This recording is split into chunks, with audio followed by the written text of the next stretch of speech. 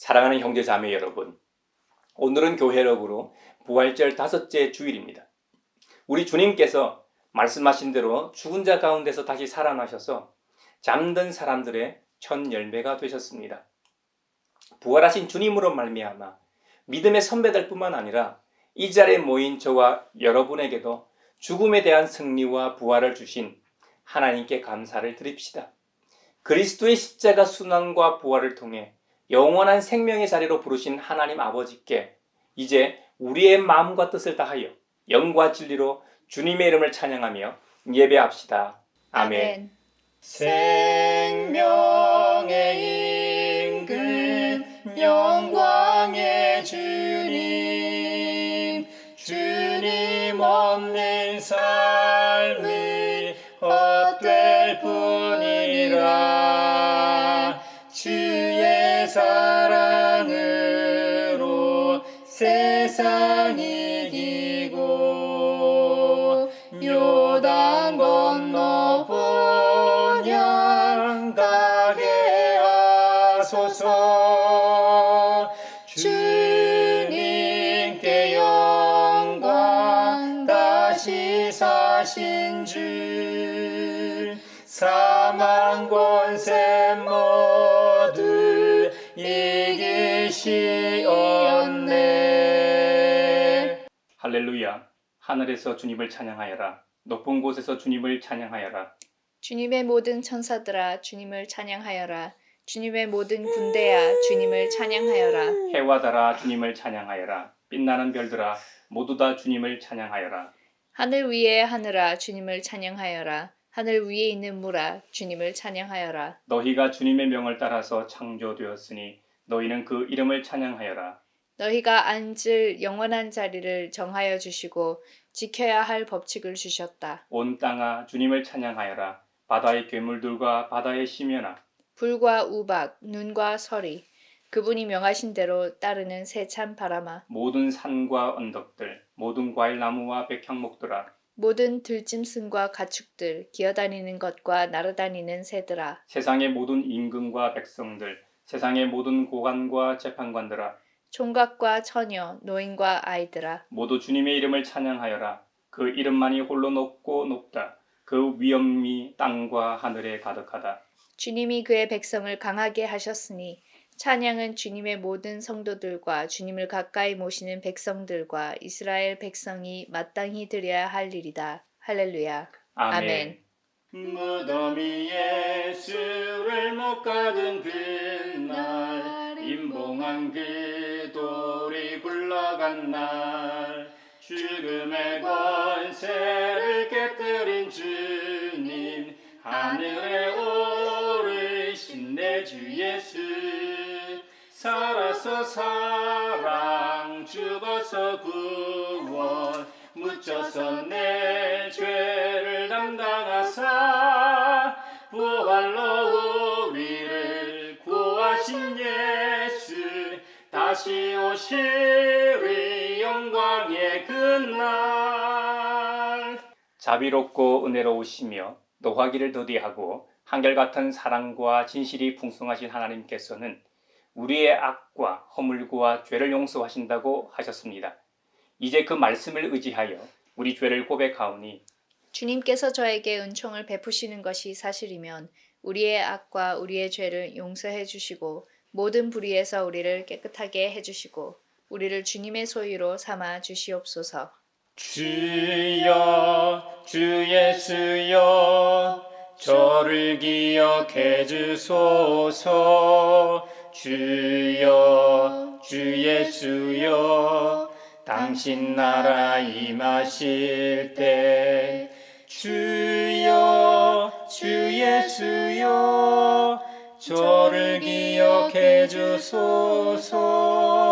주여 주 예수여 당신 나라 임하실 때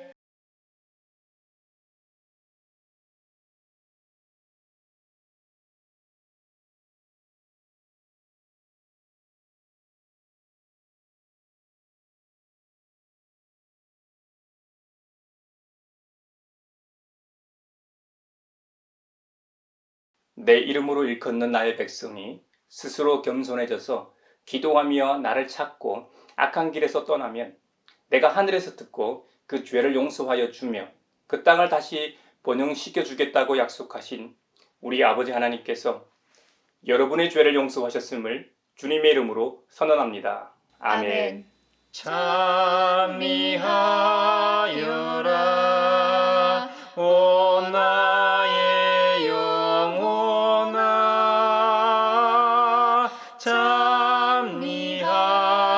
찬미하여라 거룩한 주 이름. 오늘 우리에게 주신 행전의 말씀은 사도행전 11장 1절에서 18절입니다. 하나님의 말씀을 경청하십시오. 사도들과 유대에 있는 신도들이 이방 사람들도 하나님의 말씀을 받아들였다는 소식을 들었다. 그래서 베드로가 예루살렘에 올라왔을 때에 할례를 받은 사람들이 당신은 할례를 받지 않은 사람들의 집에 들어가서 그들과 함께 음식을 먹은 사람이요 하고 그를 나무랐다. 이에 베드로가 그 사이에 일어난 일을 차례대로 그들에게 설명하였다. 내가 요빠 성에서 기도를 하고 있었습니다. 그때 나는 황홀경 가운데서 환상을 보았는데 큰 보자기와 같은 그릇이 내 귀퉁이가 끈에 매달려서 하늘에서 드리워져 내려서 내 앞에까지 왔습니다. 그 안을 자세히 들여다보니 땅 위에 4발 짐승들과 들짐승들과 기어다니는 것들과 공중의 새들이었습니다. 그리고 베드로야 일어나서 잡아먹어라 하는 음성이 내게 들려왔습니다. 그래서 나는 주님 절대로 그럴 수 없습니다. 나는 속된 것이나 정결하지 않은 것을 먹은 일이 없습니다. 하고 말하였습니다. 그랬더니 하나님께서 깨끗하게 하신 것을 속되다고 하지 말아라 하는 음성이 2번째로 하늘에서 들려왔습니다. 이런 일이 3번 일어났습니다. 그리고서 모든 것은 다시 하늘로 들려 올라갔습니다. 바로 그때에 사람들 셋이 우리가 묵고 있는 집에 도착하였는데 그들은 가이사랴에서 내게 보낸 사람들이었습니다. 성령이 내게 의심하지 말고 그들과 함께 가라고 하셨습니다. 그래서 이 6 형제도 나와 함께 가서 우리는 그 사람의 집으로 들어갔습니다. 그 사람은 자기가 천사를 본 이야기를 우리에게 해주었습니다. 곧 천사가 그의 집에 와서 서더니 그에게 말하기를 요빠로 사람을 보내어 베드로라고도 하는 시몬을 불러오너라. 그가 내게 너와 내 온 집안이 구원을 받을 말씀을 일러줄 것이다 하더라는 것입니다. 내가 말을 하기 시작하니 성령이 처음에 우리에게 내리시던 것과 같이 그들에게도 내리셨습니다. 그때 나는 요한은 물로 세례를 주었지만 너희는 성령으로 세례를 받을 것이다 하신 주님의 말씀이 생각났습니다. 그러므로 하나님께서는 우리가 주 예수 그리스도를 믿을 때 우리에게 주신 것과 같은 선물을 그들에게 주셨는데 내가 누구에게 감히 하나님을 거역할 수 있겠습니까? 이 말을 듣고 그들은 잠잠하였다.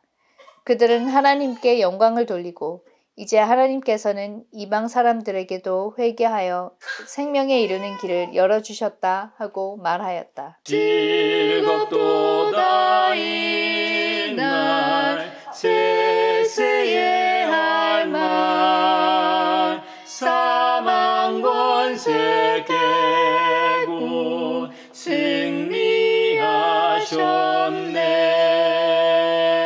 오늘 우리에게 주신 서신의 말씀은 요한계시록 21장 1절에서 6절입니다. 하나님의 말씀을 경청하십시오. 나는 새 하늘과 새 땅을 보았습니다. 이전의 하늘과 이전의 땅이 사라지고 바다도 없어졌습니다. 나는 또 거룩한 도성 새 예루살렘이 남편을 위하여 단장한 신부와 같이 차리고 하나님께로부터 하늘에서 내려오는 것을 보았습니다. 그때에 나는 보좌에서 큰 음성이 울려 나오는 것을 들었습니다. 보아라, 하나님의 집이 사람들 가운데 있다. 하나님이 그들과 함께 계실 것이요 그들은 하나님의 백성이 될 것이다. 하나님이 친히 그들과 함께 계시고 그들의 눈에서 모든 눈물을 닦아주실 것이니 다시는 죽음이 없고 슬픔도 울부짖음도 고통도 없을 것이다. 이전 것들이 다 사라져 버렸기 때문이다. 그때에 보좌에 앉으신 분이 말씀하셨습니다. 보아라, 내가 모든 것을 새롭게 한다. 또 말씀하셨습니다. 기록하여라. 이 말은 신실하고 참되다. 또 나에게 말씀하셨습니다. 다 이루었다. 나는 알파며 오메가, 곧 처음이며 마지막이다. 목마른 사람에게는 내가 생명수 샘물을 거저 마시게 하겠다. 즐겁도다 이날 세세의 할말 사망 권세 깨고 승리하셨네. 오늘 우리에게 주시는 복음의 말씀은 요한복음서 13장 31절로 35절입니다. 주님의 말씀을 경청하십시오. 유다가 나간 뒤에 예수께서 말씀하셨다. 이제는 인자가 영광을 받았고 하나님께서도 인자로 말미암아 영광을 받으셨다. 하나님께서 인자로 말미암아 영광을 받으셨으면 하나님께서도 몸소 인자를 영광되게 하실 것이다. 이제 곧 그렇게 하실 것이다. 어린 자녀들아, 아직 잠시 동안은 내가 너희와 함께 있겠다. 그러나 너희가 나를 찾을 것이다. 내가 일찍이 유대 사람들에게 내가 가는 곳에 너희는 올 수 없다고 하고 말한 것과 같이 지금 나는 너희에게도 말하여 둔다. 이제 나는 너희에게 새 계명을 준다. 서로 사랑하여라. 내가 너희를 사랑한 것 같이 너희도 서로 사랑하여라. 너희가 서로 사랑하면 모든 사람이 그것으로서 너희가 내 제자인 줄을 알게 될 것이다. 이것은 주님의 말씀입니다. 하나님 감사합니다. 즐겁도다 이날 세세의 할말 사망 권세 깨고 승리하셨네. 사회를 위하여 기도합니다. 지난주 윤석열 대통령과 새 정권이 시작되었습니다. 국민의 기대와 비판을 받으며 시작하는 대통령과 정권은 행동과 정책으로 정의로운 정치를 하게 하시고 국가 자원을 가장 낮은 자를 위해 배분하고 투명하게 사용하게 하소서. 국민 모두를 위해 공공선을 이루는 정치를 하게 하시며 현명하고 평화롭게 국제관계와 남북관계를 이끌어가게 하소서. 정권 인사들은 공정한 잣대로 선별되고 역할을 맡아 국가를 위해 최선을 다하게 하시고 이를 위해 시민들은 혐오와 선동에 휘말리지 않도록 분별하고 행동하게 하소서. 주님께 영광 다시 사신 주 사망 권세 모두 이기시었네. 교회를 위하여 기도합니다. 2030 세대 67%는 우리 사회가 청년 세대에 대하여 무관심하다고 느낀답니다. 기독 청년들도 기성세대의 2030 시절보다 자신들이 훨씬 더 불행한 세대라고 인식하고 있고 앞으로 은퇴 후도 기성세대보다 경제적으로 못한 삶을 살게 될 것에 대해 비관적이라고 합니다. 이런 상황에서 교회가 2030 세대에게 어떤 희망을 줘야 할지 지교회마다 하늘의 지혜를 주시고 상실의 세대인 청년들이 주님의 몸된 교회로부터 위로와 희망을 얻게 하소서. 청년들이 많이 모이는 교회의 장점들을 서로 공유해 다른 교회들도 청년들과 함께 교회를 세워가며 신앙생활하는 공동체가 되게 하소서. 특히 카페에서 공부하는 종족이란 뜻의 카공족이 참 많습니다. 분위기 좋은 카페는 아니더라도 경제적 어려움을 겪는 청년들이 자유롭게 공부하며 커피를 마실 수 있게 지역 교회들이 공간을 만들어 나누길 원합니다. 그리하여 교회가 열려있고 고통받는 청년들에게 관심과 사랑이 있음을 보여주게 하소서. 주님께 영광 다시 사신 주 사망 권세 모두 이기시었네. 세계 평화를 위하여 기도합니다. 동아프리카 지역의 가뭄이 3년째 이어지면서 식량 위기가 극에 달하고 있습니다. UN 통계 자료에 의하면 인구 중 200만 명이 굶주리고 있습니다. 사람도 가축도 물과 먹을 것이 없어 가축은 죽어가고 사람들은 영양실조에 허덕이고 있습니다. 기후 위기로 인한 가뭄, 에티오피아와 소말리아 내전, 그리고 러시아 우크라이나 전쟁으로 식량 유통이 잘 안 되고 물가가 오르면서 식량난은 더욱 심해졌습니다. 전 세계가 우크라이나에 관심을 가질 때 동아프리카의 상황은 잘 알려지지 않고 있습니다. 하루빨리 국제 원조가 이 지역에 긴급히 투입되어 굶주림으로 죽는 아이들과 사람들이 없게 하시고 내전이 있는 곳에는 평화를, 메마른 땅에는 시기적절한 비를 내려주소서. 특히 기후위기에 가장 취약한 아프리카는 기후위기의 주범인 선진국들의 책임있는 지원을 마땅히 받게 하소서. 주님께 영광 다시 사신 주 사망 권세 모두 이기시었네. 우리 주님께서 말씀하신 것처럼 바람이 임의로 불매 그 소리를 들어도 어디서 와서 어디로 가는지 알지 못한다고 하셨는데, 여러분, 우리 인생도 그러합니다. 이 땅에 태어났기에 나름 다들 열심히 살아갑니다만 진정한 이유와 목적을 아는 사람이 없습니다. 하지만 성경은 분명히 말씀합니다. 인간은 하나님의 영광을 위해 지음받았다고 말입니다. 그리고 흙에서 와서 흙으로 돌아갈 것이며 우리의 영혼은 하나님께로 다시 돌아간다고 말합니다. 그 말은 인생의 끝이 분명히 있다는 의미입니다. 창세기 1장과 연결해서 생각해 보면 인생은 분명한 시작이 있고 끝이 있습니다. 이것이 성경이 말하는 세계관인 것이죠. 성경이 제시하는 우리의 끝은 믿을 수 없을 만큼 영광스러운 결말이라고 요한계시록에서는 말씀하고 있습니다. 그래서 시편 기자는 사람이 무엇이기에 주님께서 이렇게까지 생각하여 주시며 사람의 아들, 딸이 무엇이기에 주님께서 이렇게까지 돌보아 주십니까? 하고 노래하였던 것입니다. 천국이 우리가 상상하는 것 이상으로 놀라운 곳인 것은 분명합니다. 요한계시록에는 이름도 들어보지 못한 온갖 보석과 금은 보화로 치장된 곳이라고 묘사하고 있기 때문입니다. 하지만 우리가 생각하는 것처럼 이 땅에서 꿈꾸는 부와 부동산과 같은 물질적인 목마름을 해결시키는 장소로 인식해서는 안 됩니다. 죽어서 가게 될 천국의 모습일 수도 있지만 무엇보다 이 새 예루살렘은 교회로 이해하는 것이 좋습니다. 교회는 우리 주님의 몸이기 때문입니다.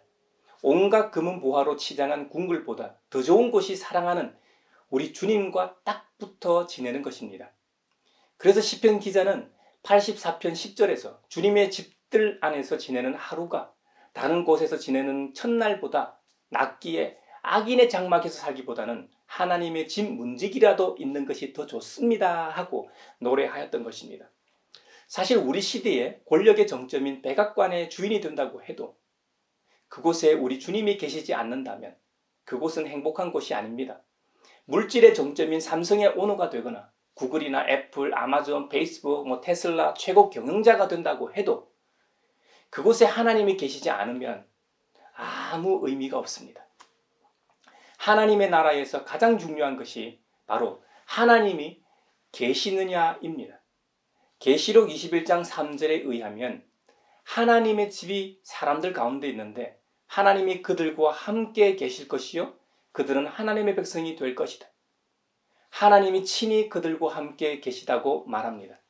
이것이 하나님 나라요 하나님의 집의 모습입니다. 하나님이 계셔야만 하나님의 나라가 성립되는 것입니다.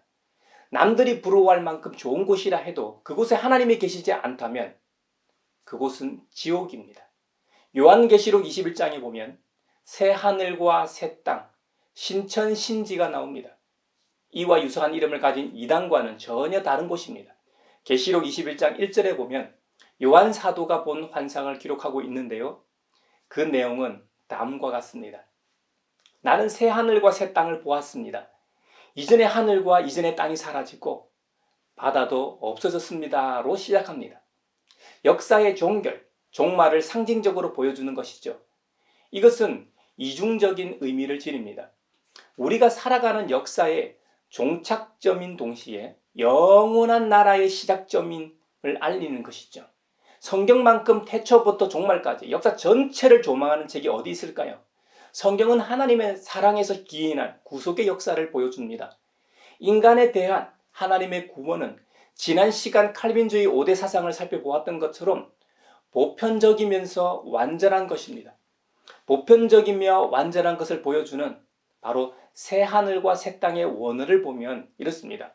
우라논, 카이논, 카이겐, 카이넨이라고 되어 있습니다. 하늘이라는 의미의 우라논은 성경에서 크게 두 가지 의미로 사용되었습니다. 하나는 땅의 반대어로 별들이 있는 하늘, 대기권으로 사용되었고, 다른 하나는 하나님이 거하시는 곳인 하늘로 사용되었습니다. 장소적인 의미보다는 질적 차이로 하나님이 거하시는 곳인 하늘로 이해하는 것이 더 좋습니다. 또 땅이라는 의미의 카이네는 성경에서 주로 두 가지로 사용되었는데요. 하나는 인간이 살아가는 거처로서의 땅으로 아브라함에게 약속한 땅이고, 다른 하나는 하나님과의 관계에서의 땅으로 사용되었습니다. 히브리서에 나오는 것처럼 하늘의 것들의 모형으로서의 땅이라든가 하나님의 소유적인 의미에서의 땅을 의미합니다. 땅의 경우도 하늘의 경우처럼 장소적 의미보다는 하나님과의 관계에서의 땅으로 이해하는 것이 더 좋습니다. 새 하늘과 새 땅 할 때 두 번이나 등장하는 새로움을 상징하는 단어에 대해 생각해 보겠습니다. 이것은 새로움을 의미하는 헬라어 카이노스인데요. 이 단어도 성경에서는 주로 두 가지 의미에서 사용되었습니다. 하나는 완전 새로운 형태나 새로운 내용을 의미할 때 사용되었습니다. 이전에 없던 새로운 종류나 전대미문의 것을 말할 때 사용되었다는 말입니다. 또 다른 하나는 지금까지 존재해 왔던 것과 비교해 볼 때 질적으로 새로운 의미라는 것입니다. 다른 말로 하면 갱신을 의미하는 것이죠. 이전 것이 파괴되거나 소멸하는 것이 아니고 불완전한 이전 것이 새롭게 태어나는 것을 의미한다는 말입니다. 다음과 같은 원어적 의미를 종합해 볼 때 새 하늘과 새 땅은 이전과는 별개로 새롭게 생겨날 것을 가리킬 뿐만 아니라 기존의 하늘과 땅이 그 내용에 있어서 완전히 새로운 모습으로 새롭게 갱신되었다는 것입니다. 요한계시록 21장 1절 후반절에 보면 이전의 하늘과 이전의 땅이 사라지고 바다도 없어졌다고 하는 걸 성경은 번역되어 있습니다. 하지만 원어 성경에서는 이유와 원인을 나타내는 접속사 가르가 기록되어 있는데요. 그 가르는 왜냐하면 뭐뭐 때문에가 기록되어 있는데 바로 이 기록되어 있는 상반절의 이유와 원인을 분명히 설명하고 있는 것입니다. 새 하늘과 새 땅과 같은 다른 차원의 모습으로 변화되는 것은 이전의 불순종과 타락의 모습이 사라졌기 때문이라는 것이죠. 시편 102편 26절에 보면 하늘과 땅은 모두 사라지더라도 주님만은 그대로 계십니다. 그것들은 모두 옷처럼 낡겠지만 주님은 옷을 갈아입듯이 그것들을 바꾸실 것이니 그것들은 다만 지나가 버리는 것일 뿐입니다. 라고 기록되어 있습니다. 이 구절에서도 새 하늘과 새 땅에 대한 원어적 두 가지 의미가 다 들어있죠. 그리고 에스겔 36장 26절에 보면 너희에게 새로운 마음을 주고 너희 속에 새로운 영을 넣어주며 너희 몸에서 돌같이 굳은 마음을 없애고 살갗처럼 부드러운 마음을 주겠다고 말씀하셨습니다. 이와 같은 새 일은 인간 내적 부분들로부터 시작하여 우주적 범위까지 하나님께서 창조하신 모든 피조 세계를 포함합니다. 새 하늘과 새 땅을 본 요한 사도는 이제 하늘에서 내려오는 거룩한 성 새 예루살렘을 보게 됩니다. 이 새 예루살렘은 하늘에도 속해 있으면서 이 땅에 속해 있는 공동체로 단장한 그리스도의 신부로 비유됩니다. 우리의 원수 사탄 마귀의 신부인 바벨론과 비교되고 있습니다. 바벨론은 큰 성으로 설명되지만 예루살렘은 거룩한 성으로 설명합니다. 두 성 다 온갖 화려한 금은 보화로 장식된 점에서는 공통점이 있습니다. 반면 두 도성은 뚜렷한 차이가 존재합니다. 바벨론의 보석은 사치와 탐욕의 대표 명사라면 새 예루살렘은 영광의 모습으로 그리고 신랑이 신부의 존귀함을 드러내는 차원에서의 보석으로 비유되고 있습니다. 이 두 도성의 질적인 차이를 우리 주님께서는 요한복음 13장에서 새 계명으로 말씀하고 계십니다. 이 새 계명 설교는 소위 고별 설교의 시작이기도 합니다. 예수님께서는 제자인 너희와 내가 떨어져 있어야 하는데 이 길을 너희가 따라오려고 해도 따라올 수 없는 길임을 말씀하신 다음에 다음과 같이 당부하며 말씀하십니다. 요한복음 13장 34, 35절입니다. 이제 나는 너희에게 새 계명을 준다. 서로 사랑하여라. 내가 너희를 사랑한 것 같이 너희도 서로 사랑하여라. 너희가 서로 사랑하면 모든 사람이 그것으로서 너희가 내 제자인 줄을 알게 될 것이다. 여러분, 바벨론은 세상적인 것은 이런 것이 없습니다. 서로 사랑하지 않습니다. 주님과 제자들이 다시 만날 때까지 제자들이 힘써 행하고 지켜야 할 것이 사랑이라고 말씀하십니다. 이것이 거룩한 성 새 예루살렘의 모습입니다. 이런 사랑을 통해 스승이신 예수님은 지금 떠나가 계시지만 제자들이 예수님과 함께하고 있음을 세상에 증명할 수 있다는 것이죠. 이것이 예수 그리스도의 보혈의 능력으로 새롭게 거듭난 존재의 실존입니다. 이 사랑이야말로 새롭게 거듭난 그리스도인의 새로운 생활 방식입니다. 여러분, 그리스도인의 사랑은 본질적으로 예수님과 연합해서 나오는 사랑입니다. 남녀 간의 사랑도 예수님 믿기 전의 사랑과는 달라야 합니다. 우리 사이에 예수님께서 계시기 때문입니다. 예수님께서 우리 사이에 끼어들어 방해하는 것이 아닙니다. 우리의 사랑이 더 깊고 더 넓고 더 풍성하게 하기 위해 연합하라고 하시는 것입니다. 그러므로 믿는 자들의 사랑은 그리스도의 사랑으로 맺어진 사랑이기 때문입니다. 부모 자식 간의 사랑이나 다른 가족이나 친지 간의 사랑도 역시 마찬가지입니다. 이웃과의 사랑도 예수님과 연합한 사랑이어야 합니다. 그리스도인인 우리에게 있어 사랑의 모델은 하나님 아버지와 아들 예수님의 사랑입니다. 주님께서 제자들에게 당부하셨던 것처럼 우리의 사랑도 이런 아버지와 아들 예수님의 사랑을 본받아 그 사랑을 투영하는 것이어야 합니다. 마치 달이 태양의 빛을 받아 투영하는 것처럼 말입니다. 주님의 그 사랑의 빛을 우리가 받아서 영원하고 한없는 그 사랑을 세상에 투영해야 한다는 말입니다. 달이 태양빛을 투영하는 것은 그 빛을 오염시키지 않고 그대로 반사하기 때문입니다. 우리가 그리스도의 사랑을 세상에 보여주기 위해서는 주님과의 연합을 통해서만 가능한 이유가 바로 여기에 있습니다. 그래서 우리 주님은 포도나무 비유에서 우리가 가지라고 비유하셨던 것입니다. 우리는 한순간도 주님 곁에서 떨어져서 경건하게 살 수 없고 떨어지는 순간 죄악된 본성이 나올 수밖에 없는 연약한 존재임을 잊지 말아야 합니다. 서로 사랑하라는 주님의 말씀에 대한 사랑 실천은 여러 형태로 나타날 수 있을 겁니다. 기독교 역사가 보여주는 것처럼 구제와 봉사로 나타날 수도 있고 사회 변혁을 통해 이롭게 할 수도 있을 겁니다. 하지만 사도행전 11장에서는 이 기쁜 소식을 전하는 형태로 나타났습니다. 사도행전에 보면 겁쟁이 사도들과 제자 공동체는 성령 강림 사건 이후 담대하게 복음을 전하기 시작했습니다. 이 일로 인해 경건한 사람의 대표 명사인 스데반이 순교하게 되고 교회는 큰 박해 때문에 유대와 사마리아 땅으로 흩어지게 됩니다. 교회 구성원들이 핍박을 피해 흩어지긴 했지만 초대 교회는 예루살렘 교회를 중심으로 여전히 건재하였습니다. 그 말은 예루살렘 교회를 중심으로 선교 활동을 이어가고 있었다는 말입니다. 그 당시 유대의 왕이 되었던 이 헤롯은 로마의 초대 황제인 옥타비아누스에게 아부하기 위해 한적한 시골 해변에다 신도시를 건설하고 도시 이름을 가이사랴, 즉 헬라말로 카이사르라고 지어 바쳤습니다. 영어로는 시저라고 부르기도 하죠. 영화에서는 율리우스 시저와 같이 불립니다. 가이사는 본래 율리안 가문의 성이었습니다. 이름의 성 말입니다. 그 가문 가운데 가이우스 율리우스 케사르가 가장 유명한데요. 율리우스 케사르 이후 그의 양자 옥타비아누스에게 계승되면서 로마 황제의 성이 되었던 것이죠.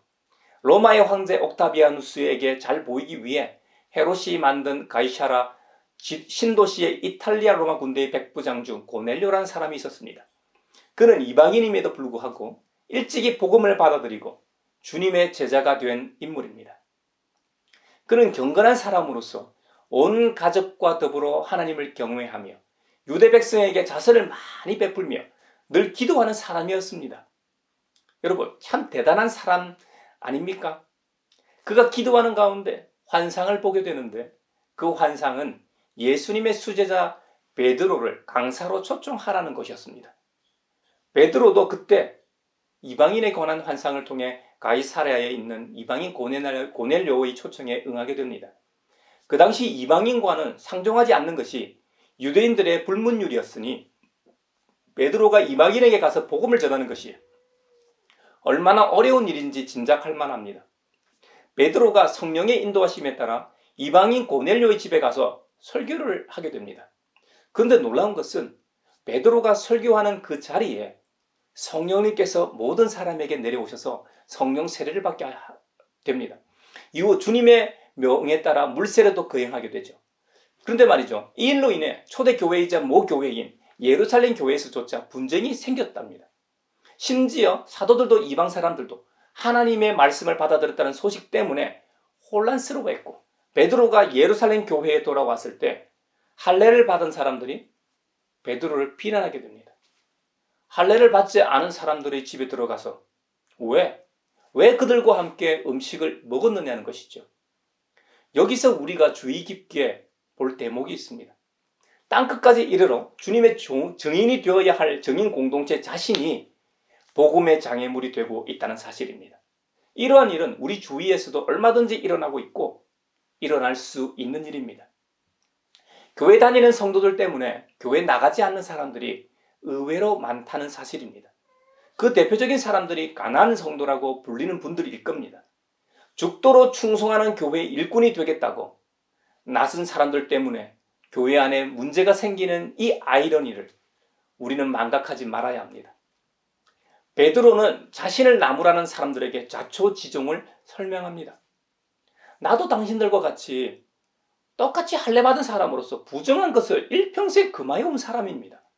한데 욥바라는 성에서 기도하고 있는 중에 환상을 보게 됐습니다. 큰 보자기와 같은 그릇이 뇌 기퉁이의 끈에 매달려서 하늘에서 내 앞으로 내려왔습니다. 그 안을 자세히 들여다보니 땅 위에 네발 짐승들과 들 짐승들과 기어다니는 것들과 공중의 새들이 있었습니다. 그런데 음성이 들리더니 나더러 그것을 잡아 먹으라는 겁니다. 그래서 나는 처음에는 그럴 수 없다고 했습니다. 나는 속된 것이나 정결하지 않은 것을 먹은 일이 없습니다 하고 대답하였지요. 그랬더니 이번에는 이런 음성이 들려왔습니다. 하나님께서 깨끗하게 하신 것을 속되다고 하지 말아라. 이런 일이 무려 3번이나 반복되었습니다. 그리고서 모든 것이 다시 하늘로 올라갔지요. 근데 바로 그때 세 사람이 우리가 묵고 있는 집에 와서 자신들을 소개하며 나를 가이사랴로 초대하였습니다. 그들이 나를 초청하러 왔다고 말할 때 성령님의 음성이 들려왔습니다. 의심하지 말고 그들과 함께 가라는 겁니다. 그래서 일행들과 함께 가이사랴에 있는 초대한 집으로 가게 되었던 것입니다. 나를 초대한 그 사람은 이탈리아 로마 군대의 백부장인 고넬료라는 사람입니다. 왜 자신이 나를 초대하게 됐는지 이유를 설명하는데, 그도 환상 중에 천사가 나타나 내가 있는 곳도 정확히 알려주면서 자신과 온 집안이 구원을 받을 말씀을 내가 일러줄 것이라고 했다는 겁니다. 그런데 정말 놀랍게도 내가 설교를 하기 시작하니 성령이 처음에 우리에게 내리시던 것과 같이 그들에게도 동일하게 임하셨습니다. 그때 저는 요한은 물로 세례를 주었지만 너희는 성령으로 세례를 받을 것이다 하는 주님의 말씀이 생각났습니다. 이렇게 베드로가 말했습니다. 그러므로 하나님께서는 우리가 주 예수 그리스도를 믿을 때에 우리에게 주신 것과 같은 선물을 그들에게도 주셨는데 내가 누구이기에 감히 하나님을 거역할 수 있었겠습니까? 하고 베드로가 예루살렘 교회 앞에 보고합니다. 할례 받은 자가 할례 받지 않은 자와 함께 가이사랴에서 식사를 한 것과 그곳에 있었던 일로 인해 소란이 일어났던 예루살렘 교회는 베드로의 보고를 받자 잠잠하였습니다. 이어 하나님께 영광을 돌리고 이제 하나님께서는 이방 사람들에게도 회개하여 성령에 이르는 길을 열어주셨음을 알게 되었습니다. 여러분, 복음은 독점하는 것이 아닙니다. 이 세상에서는 가장 귀한 것을 독점하려는 습성이 있습니다만 하나님께서는 이 좋은 복음을 먼저 믿은 자들에게 독점하라고 하신 적이 없습니다. 하나님의 나라, 천국 백성의 신분과 지위를 혼자 독식하라고 하신 적이 없습니다. 복음은 나누는 것입니다. 나눌 때 하나님의 나라에서는 잔치가 벌어집니다. 초대교회에서는 엄청난 핍박과 박해 속에서도 날마다 그 믿는 수가 더해 갔다고 했습니다. 그들은 위험을 무릅쓰고 이 기쁜 소식을 나누었기 때문입니다. 고난은 순교로 이어지곤 했습니다. 그래서 교부 터툴리안은 순교는 교회의 씨앗이라는 유명한 말을 남기기도 했습니다. 한국 교회를 비롯하여 세계 교회가 복음을 위해 수많은 일들을 통해 각 지역 사회와 국가에 크나큰 공헌을 했습니다. 특히 교육과 의료라는 세계 어디를 가도 기독교의 손길이 절대적이었습니다. 한국 교회에도 19세기 후반 처음 개신교 선교사들이 들어올 때는 목회자 선교사들도 있었지만 평신도 전문인 선교사들이 참 많았습니다. 특히 의료 선교사들이 많았습니다. 구한말 그 당시는 한반도에서 청일전쟁, 러일전쟁 등 외세 세력이 어떻게 하면 약소국이었던 조선을 잡아먹을까? 이 땅에서 싸웠었죠. 그때 활약했던 의료 선교사들이 알렌이라든지 윌리엄 홀 부부 등이 있습니다. 의료 시설뿐만 아니라 교육도 사대부를 중심으로 서당이나 서원에서 받을 수 있었지 일반 평민이나 여성들은 불가능한 시대였습니다. 이때 언더우드라든지 스크랜턴이 연희전문학교와 이화학당을 통해 교육의 평등을 이 땅에서 구현하였습니다. 이뿐 아니라 구제 사업도 활발해서 구한말부터 6.25 전쟁이 직후 국가도 못하는 수많은 고아들을 보살피기도 했습니다. 하지만 이런 구제 사업이나 교육, 의료 사업이 주목적이 아닙니다.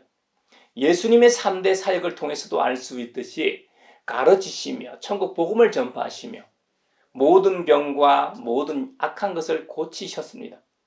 이런 사역들은 결국 복음 전파를 위한 도구였던 것이죠.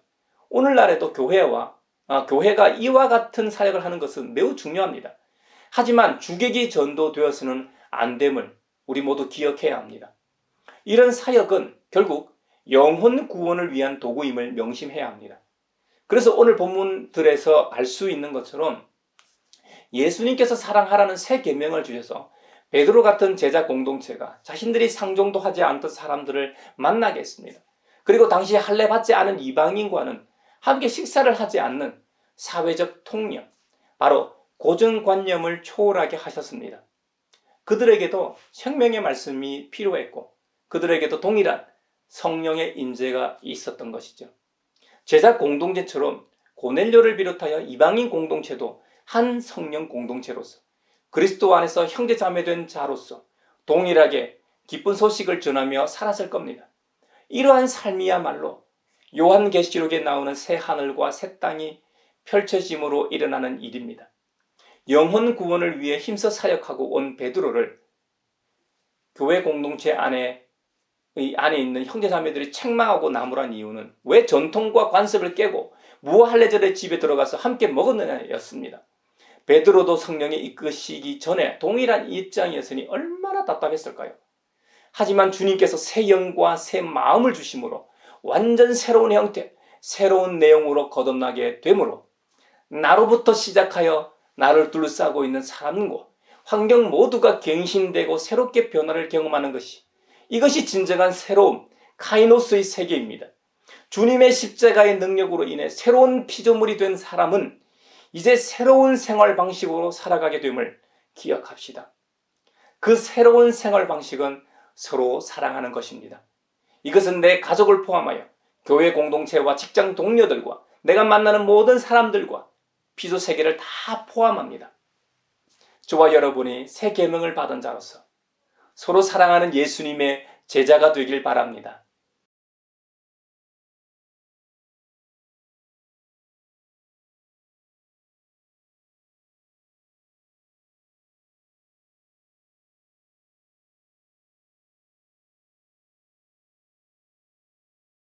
내게 있는 모든 것을 아낌없이 드리네. 사랑하고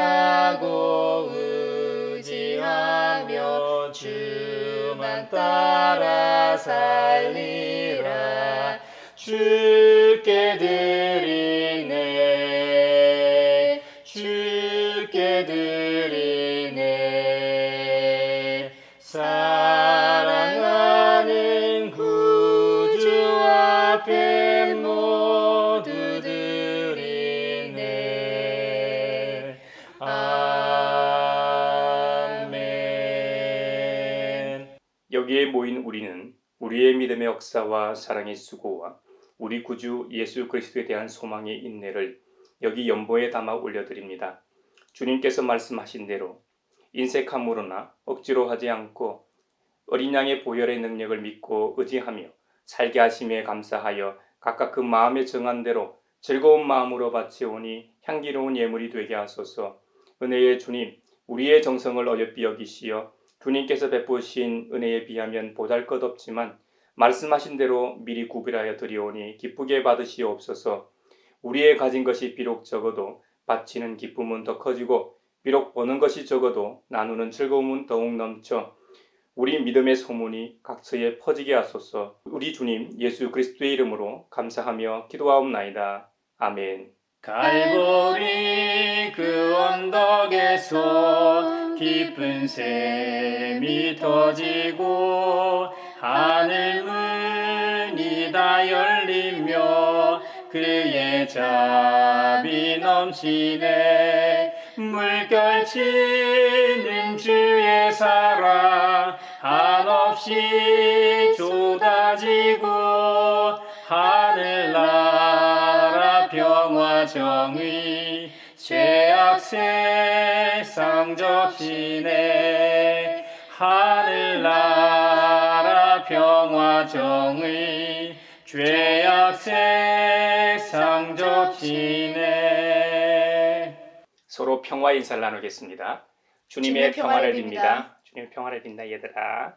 주님의 평화가 여러분과 함께 하시길 바랍니다. 이제 축도하겠습니다.